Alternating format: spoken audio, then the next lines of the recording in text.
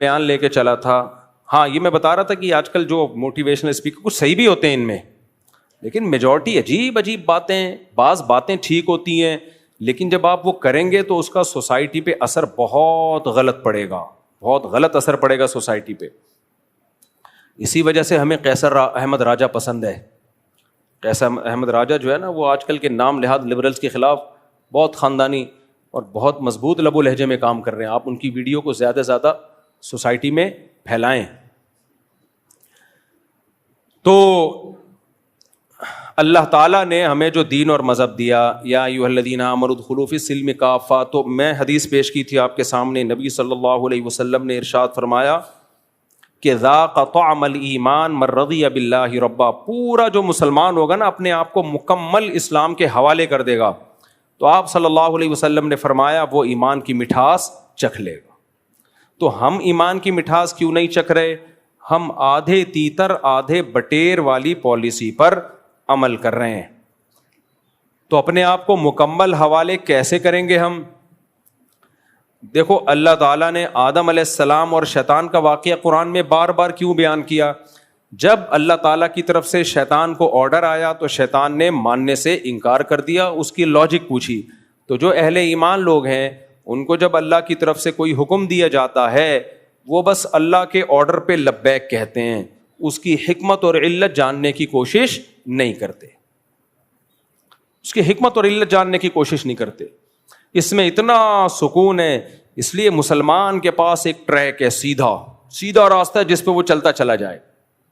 غیر مسلم کے پاس سرے سے راستہ ہی نہیں ہے. وہ اس مادی ترقی کو ہی سب کچھ سمجھنے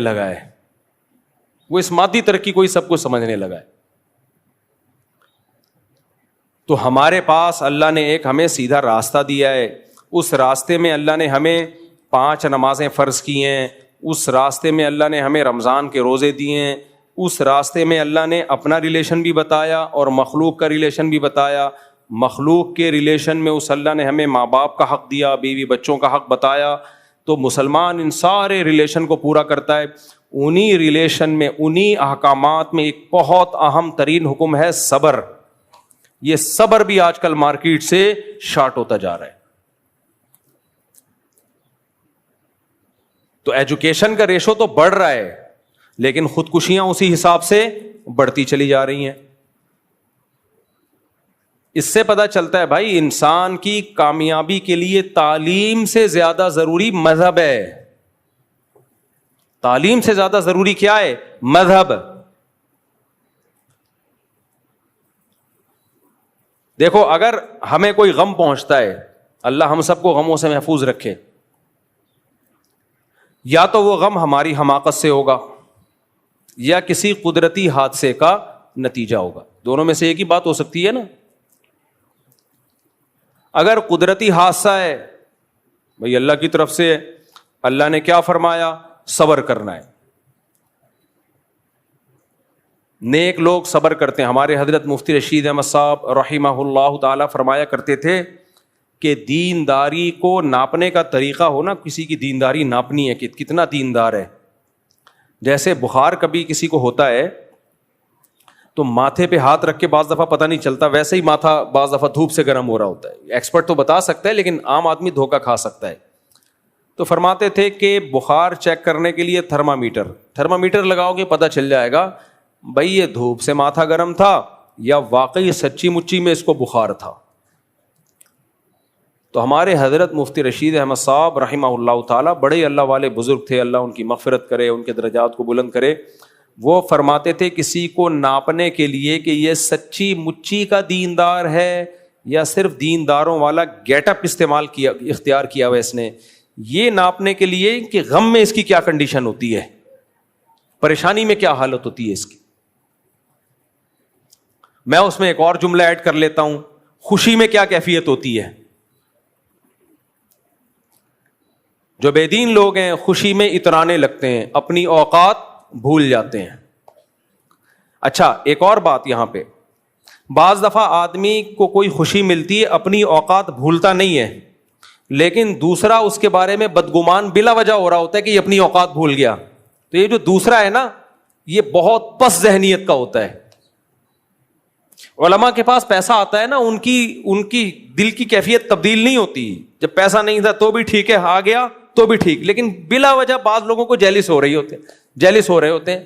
ابے ان کے پاس پیسہ آ گیا تو یہ بگڑ گئے ہیں, ابے ان کے پاس پیسہ آ گیا تو یہ پاگل ہو گئے ہیں. حالانکہ نہیں ہوئے ہوتے پاگل, وہ ان کو لگ رہا ہوتا ہے, کیونکہ ان کا اپنے بارے میں خیال ہوتا ہے کہ ایسا کیسے ہو سکتا ہے کہ پیسہ آنے سے پہلے بھی دل کی وہی حالت ہو, پیسہ آنے کے بعد بھی. تو ان کی مینٹل لیول سے اوپر کی چیز ہوتی ہے, یہ ان کو سمجھ میں نہیں آ رہا ہوتا. آج ایک نے کمنٹس میرے خلاف لکھے ہوئے تھے, اب یہ پہلے بڑے غریب ہوتے تھے, لوگوں سے پیسے مانگ مانگ کے تو کھانا آتا تھا ان کے یہاں. کسی نے لکھا, آپ ان کو پرسنلی جانتے ہیں؟ اس نے کہا ہاں جانتا ہوں. میں نے کہا پھینک رہا ہے, لمبی لمبی پھینکنے دو. اللہ کا شکر ہے ہم نے زندگی میں کبھی کسی کے سامنے ہاتھ نہیں پھیلائے. اور میں لوگوں سے کہتا ہوں, جب میں مشہور نہیں تھا نا, زیادہ خوش تھا. سمجھ رہے ہو, جن لوگ یہ بیٹھے ہوئے نا, 2006 میں میں مشہور تھا نہیں تھا. یہ پرانے لوگوں سے پوچھو جن کے زمانے کی ٹرینیں بندوق, استغفر اللہ, یعنی جو ماشاء اللہ رفیع بھائی ہمارے جوان ہیں, آپ سے بے تکلف ہے اس لیے. تو 2006 میں جب ہم یہاں آئے, کیا حالت تھی ہماری. اس وقت بھی پھدکتے پھرتے تھے کہ نہیں پھرتے تھے؟ کبھی آپ نے چین سے بیٹھا ہوا دیکھا؟ ہاں, وقتی طور پر کبھی کسی بات پہ غصہ آ جاوا ہو, وہ تو ہر آدمی کو آتا ہے, اس وقت ٹینشن میں ہوتا ہے. نارملی تو ٹھیک خوش ہی تھے نا الحمدللہ. تو ہر آدمی پر مولویوں سے کچھ ذاتی بغض ہے لوگوں کو. بھائی مولوی کو تمہاری زندگی سے کچھ لینا دینا نہیں ہے, اللہ کا پیغام تم تک پہنچا رہا ہے, کوئی ڈنڈا لے کے مسلط تھوڑی کر رہا ہے. تمہیں سمجھ میں آ جائے مان لو, نہیں سمجھ میں آئے مت مانو. لوگ کہتے ہیں یار یہ حلال یہ حرام, تو یہ پھر یہ لوگ ہماری ذاتی زندگی میں دخل اندازی کرتے ہیں. بھائی ذاتی زندگی میں نہیں کرتے, ہم جنرلی اصول بتاتے ہیں, تو لوگوں کو پھر چڑ ہوتی ہے, پھر مولاناؤں کے خلاف ہوتے ہیں. یہ خوب سمجھ لو, جس طرح سے میں نے فیملی پلاننگ والوں کی دھجیاں اڑائی ہیں نا, اور خاندانی نظام کو پروموٹ کرنے کی کوشش کی ہے, اللہ سے پناہ مانگتا ہوں میں, لیکن یہ NGOز میرے پیچھے ضرور پڑی ہوئی ہوں گی.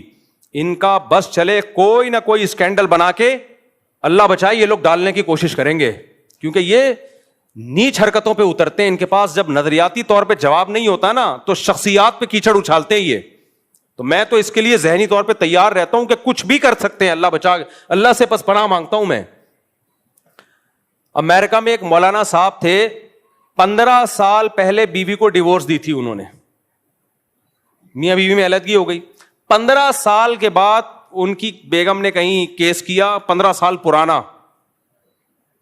اب جو NGOز تھی نا جو مولویوں سے چڑتی ہیں, انہوں نے 15 سال پرانے کیس کو اٹھا کے ایسا چلایا ہے کہ یہ آدمی بیوی پہ ظلم کرتا تھا, یہ کرتا تھا, وہ کرتا تھا, اتنا ذلیل کیا بیچارے کو.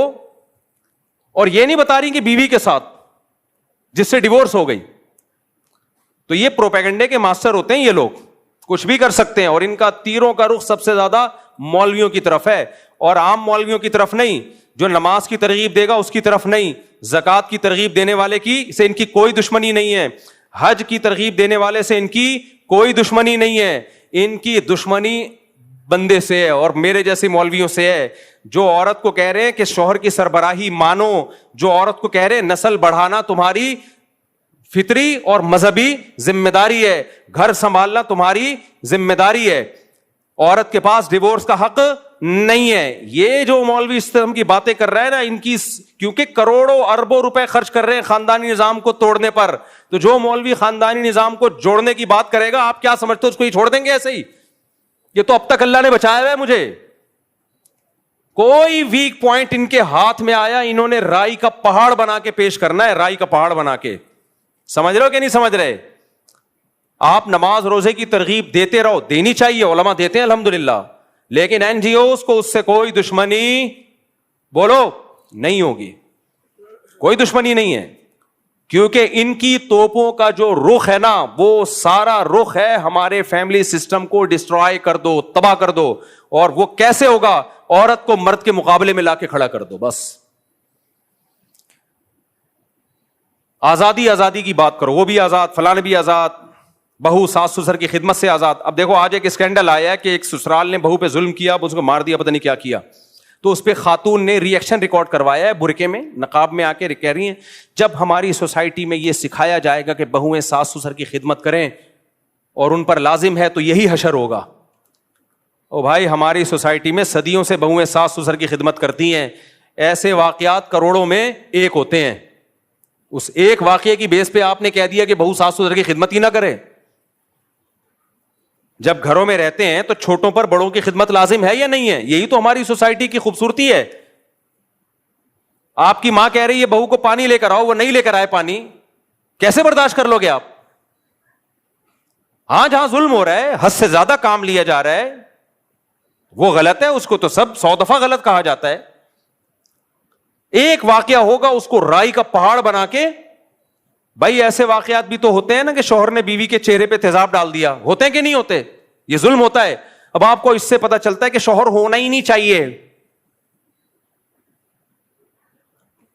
بھائی صحیح نہیں پتا چلتا. آپ کا شوہر نہیں ہوگا تو آپ یہ نہیں سب کو شوہر لیس بنانے کی کوشش مت کرو. مرد عورتوں پہ ظلم کرتے ہیں؟ نہیں کرتے بھائی, 99% محبت کرتے ہیں, اور 99% عورتیں بھی اپنے ہسبینڈ سے محبت کرتی ہیں. 1% کی وجہ سے سب کو برباد مت کرو. تو ہر آدمی منجن بیچ رہا ہے جس کا جو تو میں آپ سے کہہ رہا تھا کہ NGOs یہ جو یا فیمنسٹ عورتیں ہیں, ان کو میرے بھائی آپ کے نماز روزے والے بیانات سے کوئی ایشو بولو نہیں. کروڑوں اربوں روپے خرچ ہو رہے ہیں میرے بھائی, کروڑوں اربوں روپے خرچ ہو رہے ہیں نسل روکنے پر, اور ان زیادہ تر یہ KPK میں خرچ ہو رہے ہیں. تبھی KPK میں تو میرا بیان ہی یہی ہوتا ہے, بیان ہی یہی ہوتا ہے. تو یہ میرے بہت بڑے دشمن ہیں, یہ کچھ بھی نکالیں گے, کچھ بھی نکالیں گے, یہ لطیفے بھی بنائیں گے, یہ ان کو کچھ مل نہیں رہا ابھی. اللہ نہ کرے میرا ذرا سا گھر میں اختلاف ہو جائے اور میڈیا پہ آ گیا تو پھر دیکھو یہ کیسے اچھالتے ہیں. ہر آدمی کا ہوتا ہے, ابھی تک ہے نہیں لیکن ہو سکتا ہے, اللہ بچائے, علیحدگی بھی ہو سکتی ہے, کوئی چانس نہیں ہے انشاءاللہ علیحدگی کا. ایک مثال دے رہا ہوں, فوراً انہوں نے میڈیا کی زینت بنانا ہے, فوراً میڈیا کی زینت بنانا ہے, تو یہ توپیں لے کے کھڑے ہوئے میرے خلاف, کچھ ملے. تو ہم تو ایک بات کے قائل ہیں, ذاق طعم الایمان, ایمان کا ذائقہ وہ چکھے گا جو اللہ کو اللہ اور رسول کو رسول مان لے. ہم عورت سے کہتے ہیں پردہ کرو, کیوں؟ کس کا حکم ہے؟ اللہ کا. بس اللہ کے حکم کے آگے ختم. اب کوئی کتنی مرضی دلیلیں دیں ایکچولی کر کے حجاب ہے. اللہ نے عورت کو حکم دیا گھر سے باہر نکلے حجاب لے, ختم. دیا کہ نہیں دیا حکم؟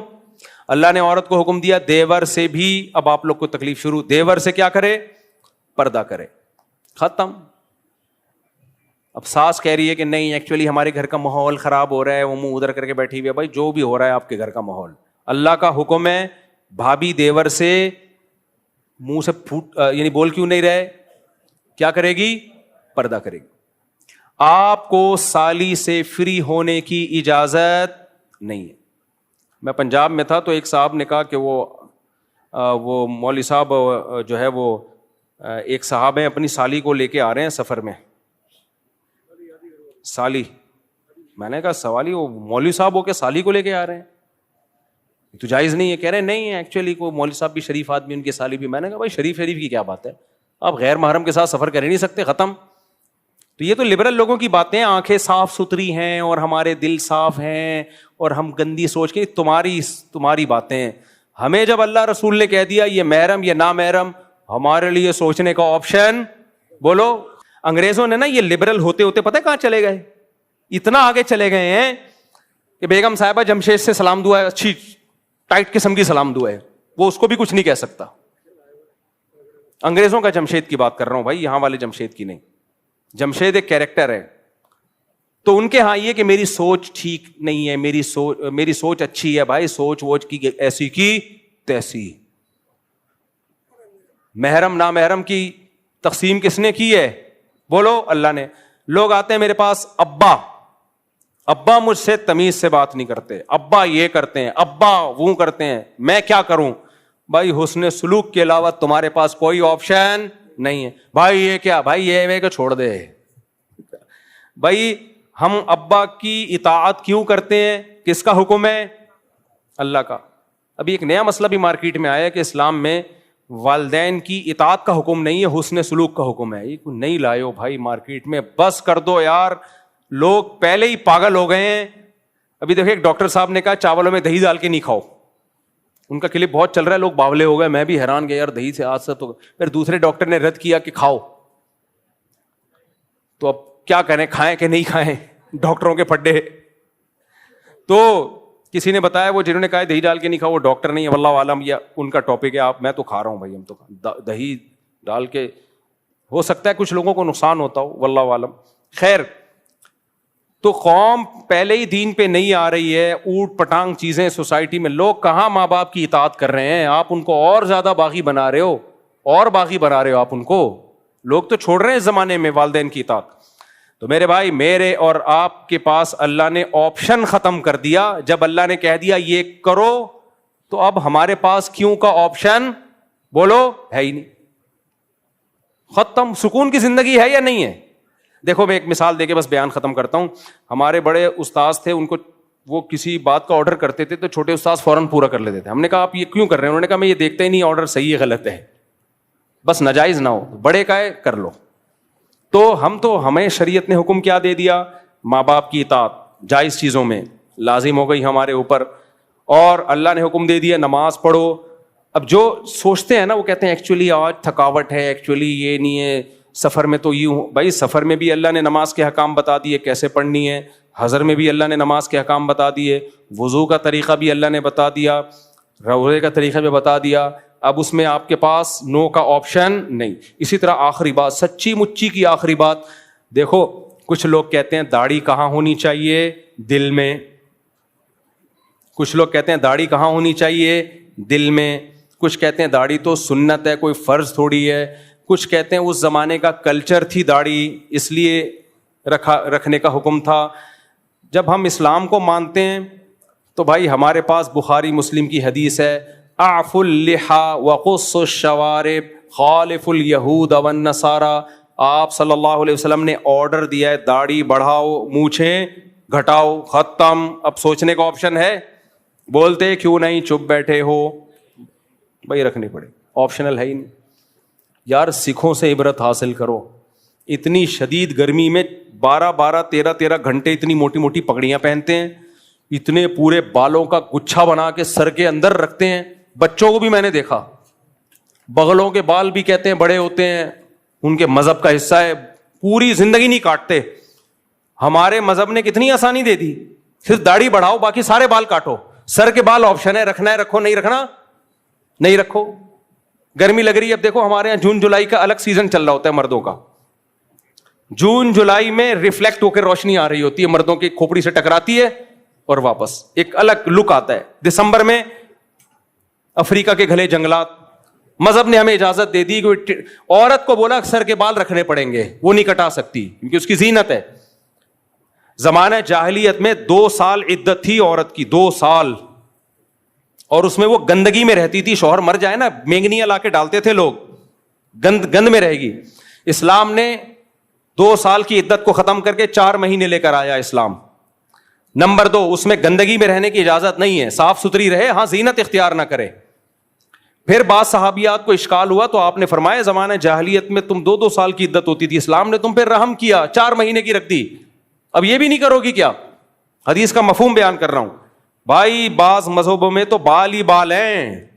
میں کسی مذہب کا مذاق نہیں اڑا رہا, ان کا کلچر ہوگا, وہ اس کو فالو کر رہے ہیں, ان کو اس پہ فخر ہے, وہ ہمارا کوئی لینا دینا نہیں. لیکن اسلام نے, اگر اسلام کہہ دیتا بال بڑھاؤ, بغلوں کے بھی, مونچھے بھی, سر کے بال بھی, زیر ناف بال بھی, کتنی بڑی ٹینشن ہو جاتی ہمارے لیے. اللہ نے ہمیں حکم دیا بھائی داڑھی مرد کی زینت ہے, داڑھی بڑھاؤ, باقی بالوں کو صفائی کے خلاف ہے, کاٹ دو ان کو. سر کے بال آپشنل, پٹے والے رکھو, چھوٹے رکھو. رزینا قسمت الجباری فینا لنا ٹنڈن وللجہال بالو. اصل میں حضرت علی کا شعر ہے, رزینا قسمت الجباری فینا لنا علم وللجہال مالو, کہ ہم اللہ کی تقسیم پہ راضی ہیں کہ اللہ نے دولت مندوں کو جاہل رکھا, ہم غریبوں کو اللہ نے دین کا علم دیا. حضرت علی مسکین تھے, غریب تھے, علم تھا بہت, تو کہتے ہیں ہم اللہ کی تقسیم پہ راضی ہیں کہ ہمیں علم کی دولت دے دی, مال سے غریب رکھا. آگے وہ وجہ بیان کرتے ہیں, فَإِنَّ الْمَالَ يَفْنَى عَنْ قَرِيبٍ وَإِنَّ الْعِلْمَ يَبْقَى لَا يَزَالُ. مال فنا ہو جاتا ہے, علم ہمیشہ باقی. تو ہمارے مدرسے کے طلبہ نے, ہم جب آئے نا تو ٹنٹ پہ ٹنٹ چل رہی تھی ہماری, یہ لمبے بال رکھنے کا مجھے شوق نہیں، اپنے بچوں کو نہیں رکھنے دیتا میں، لیکن میں نے احتجاج میں رکھے ہیں. دور حدیث تک ہماری ٹرینڈ کرائی ہے. پھر ہم جب مفتی بننے کے لیے تخصص میں داخلہ لیا تو ہمیں کہا گیا کہ اب آپ اجازت ہے. ایک دن استاذ آئے، انہوں نے بولا کٹا دو، پھر ہم نے ٹرینڈ کروا لی. تو پھر میں نے کہا جب میں مدرسے سے فارغ ہوں گا احتجاج میں بال رکھوں گا، تو یہ احتجاجاً بڑے بال رکھیں. خیر، تو جب مسلسل ٹرینڈ ہو رہی تھی نا ہماری، تو ہمارے ایک طالب علم نے کہا کہ اصل میں تو شعر یہ تھا، رضینا قسمت الجبار فینا لنا علم وللجہال مالو. تو کہتے ہیں ہم اللہ کی تقسیم پہ راضی ہیں، لنا ٹنڈن وللجہال بالو، کہ ہماری یہ ٹنڈ اور جاہلوں کے سر پہ بال. مدرسے کے طلبہ جو علم حاصل کر رہے ہیں ٹنڈ، اور جو علم حاصل نہیں کر رہے بال. آگے تسلی کے لیے اس طالب علم نے کہا فَإِنَّ الْبَالَ يَفْنَى عَنْ قَرِيبٍ، بال ان قریب ختم ہو جاتے ہیں. وَإِنَّ الْٹِنْڈَ يَبْقَى لَا يَزَالُ، ٹنڈ کبھی بھی ختم نہیں. تو اللہ کی رحمت ہے بھائی، ٹنڈ کا آپشن بھی ہے. میں پرسوں جم گیا تو ایک صاحب کی بڑی خوبصورت ٹنڈ چمک رہی تھی. وہ لیٹے ہوئے نا تھائس لگا رہے تھے، تو ان کی ٹنڈ سے پسینہ اور روشنی ریفلیکٹ ہو کے آ رہی تھی. تو سکھوں کے مذہب میں کتنی مشکل ہے، پھر بھی وہ عمل کرتے ہیں. ہمارے دین نے تو بہت آسانی کر دی بھائی. صرف داڑھی کے بال اللہ چاہ رہے ہیں کہ رکھ لو یار، باقی تو حکم دے رہے ہیں کٹاؤ، داڑھی کے رکھ لو. سر کے بال آپ کی مرضی ہے، رکھنا ہے رکھو، نہیں رکھنا ہے نہیں رکھو. اتنی آسانی کر دی، وہ نہیں ہو رہی. تو مسلمان کے پاس آپشن نہیں ہے. اب دیکھو میں سکھوں سے پوچھتا ہوں کہ تم کیوں بال رکھتے ہو، وہ کوئی دلیل نہیں دیتے، کہتے ہمارے مذہب کا حکم ہے. یار ہم محمد صلی اللہ علیہ وسلم کے ماننے والے ہیں، ہم سید الانبیاء کی بات نہ مانیں اور ان لبرل لوگوں کی باتوں میں آئیں تو رکھ لو بھائی، اللہ نے حکم دیا ہے تو ہمت کر لو. کیا جا رہا ہے اس میں، کچھ بھی نہیں ہوگا. کیا داڑھی والے جن چڑیل بھوت لگ رہے ہوتے ہیں کیا؟ میں آپ کو کیا لگ رہا ہوں؟ اسی پہ 4 ہوئی ہیں میری، اسی پہ 4 ہوئی ہیں، تو آپ کو بھی مل جائے گا رشتہ انشاءاللہ. ہاں کچھ داڑھی والوں کو پسند نہیں کرتی، ریجیکٹ کر دیتی ہیں، ایسی کی تیسی. ان لبرل انٹیوں سے شادی کر کے تم نے کرنا کیا ہے؟ وہ پھر میں بولوں گا بیچ کے کھا جائیں گی، تو ارشاد بھٹی آئے گا بولے گا آپ نے کیوں بولا بیچ کے کھا جائیں گی، اس لیے میں یہ جملہ بس لے لیتا ہوں.